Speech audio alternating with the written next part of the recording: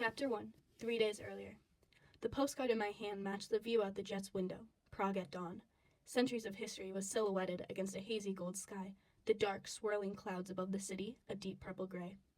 Jameson had sent me the postcard, a callback to the way his uncle had once sent postcards to my mother.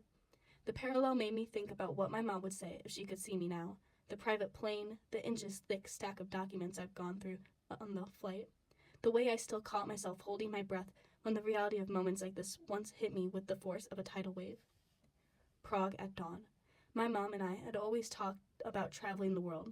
It was the one dream I'd allow myself to hold on to after she died, but at 15 and 16 and 17, I had never let myself daydream for more than a few minutes at a time. I had never let myself want this, or anything, too much. But now, I ran my thumb over the edge of the postcard. Now I wanted the world. I wanted everything, and there's nothing standing in my way. One of these days, you'll get used to it, the person sitting across from me on my private jet said, and then she laid 3 magazines down on the table between us. My face was on the cover of every single one. No, I told Alyssa simply, I won't. I couldn't read any of the words on the covers. I wasn't even sure what language 2 of them were in. They're calling you St. Avery, Alyssa arched a brow at me. Care to guess what they're calling Jameson? Alyssa Ortega was my lawyer, and the foundations, but her expertise went well beyond legal advice. If something needed fixing, she fixed it. At this point, our roles were clearly defined. I was the teenage billionaire heiress philanthropist. She put out the fires. And Jameson Hawthorne blazed. Yes, Alyssa reiterated, as the jet touched down, what they're calling him. I knew exactly where this was going, but I wasn't a saint, and Jameson wasn't a liability. We were 2 sides of the same coin. Are they calling him Don't Stop? I asked Alyssa seriously, her perfect sculpted brows pulled together. Sorry, I said in completely deadpan. I forgot. That's what I call him. Alyssa snorted. It is not.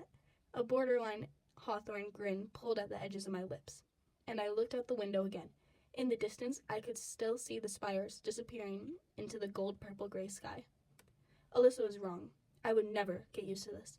This was everything, and so was Jameson Hawthorne. I'm not St. Avery, I told Alyssa. You know that. I kept enough of my inheritance that I would literally never be able to spend even a noticeable fraction of it. But all most people saw was the amount I'd given away. By popular opinion, I was either a paragon of virtue or about as intelligent as a sack of rocks. You may not be a saint, Alyssa told me, but you are discreet. And Jameson is not, I said. If Alyssa noticed the way my lips ticked upward just saying his name, she chose to ignore it. He's a Hawthorne. Discreet is not in their vocabulary. Alyssa had her own history with the Hawthorne family. The foundation's work is gaining steam. We don't need a scandal right now. When you see Jameson, you tell him, no puppies this time, no breaking and entering, no rooftops, no dares. Don't let him drink anything that glows. Call me if he so much as mentions leather pants. And remember, I'm not Cinderella anymore, I finished. I'm writing my own story now. At 17, when my life had changed forever, I'd been the lucky girl from the wrong side of the tracks, plucked from obscurity and given the world at the rim of eccentric billionaire.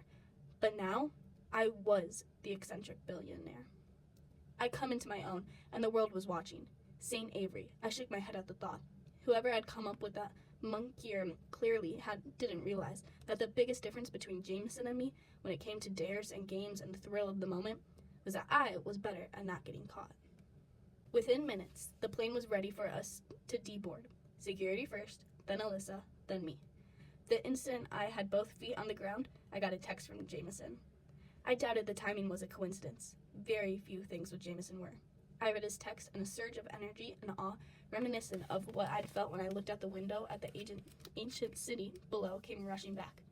A slow smile spread over my face. 2 sentences. That was all it took for Jameson Hawthorne to make my heart start beating a little harder, a little faster. Welcome to the city of 100 spires, heiress. Feel like a game of hide and seek?